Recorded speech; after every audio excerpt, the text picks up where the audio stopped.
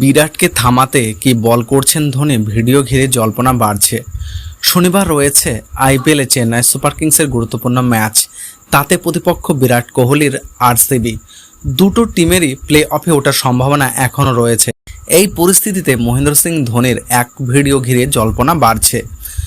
মহেন্দ্র সিং ধোনি ঠিক কী পারেন তালিকায় অনেকটা লম্বা। তার ব্যাটিং, উইকেট কিপিং নিয়ে ক্রিকেট বিশ্ব বরাবরই আলোচনা হয়।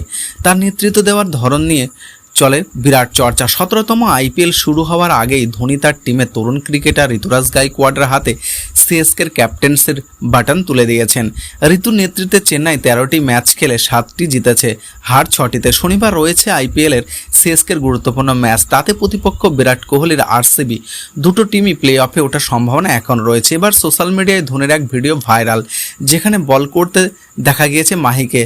তাহলে কি বিরাট কোহলিকে থামানোর জন্য কি উইকেট কিপিং ছেড়ে শনিবার রাতে বল হাতে মাঠে নেমে পড়বেন ধোনি? এমনটা হলে অবাক হওয়ার কোনো কিছুই থাকবে না, কারণ চেন্নাই সুপার কিংসের সোশ্যাল মিডিয়া অর্থাৎ এক্সে ধোনির একটি ভিডিও শেয়ার করা হয়েছে, যেখানে দেখা গিয়েছে ধোনি নেটে বোলিং অনুসরণ করছেন।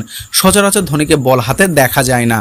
সিএসকের গুরুত্বপূর্ণ ম্যাচে যদি ধোনি দলকে জেতাতে চান, তাহলে তিনি বল হাতে তোলার প্রয়োজন মনে করলে সেটাই করবেন। আন্তর্জাতিক ক্রিকেট ক্যারিয়ারে ধোনি মোট 9টি ইনিংসে বল করেছেন। টেস্টে 7টি ইনিংসে তিনি 67 রান দিয়েছেন, আর ওডিআইতে 2টি ইনিংসে 31 রান দিয়েছেন, পেয়েছেন 1টি উইকেট।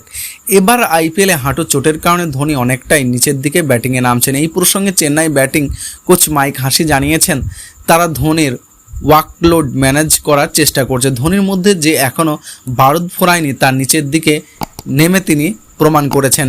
এবার শুধু দেখার যে এটাই ধোনির শেষ আইপিএল হয় কিনা।